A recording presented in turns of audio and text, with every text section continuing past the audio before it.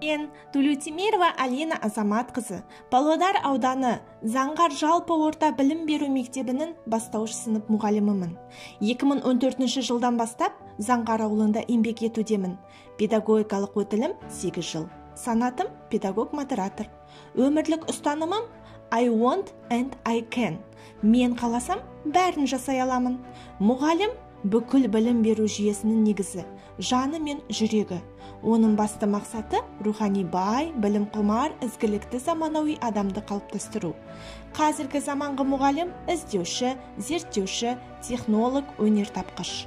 Ұлы ағылшын педагогі Уильям Уорд кәдімгі мұғалім хабарлайды, жақсы мұғалім түсіндіреді, ұлы мұғалім көрсетеді, ұлы ұстаз шабыттандырады демекші.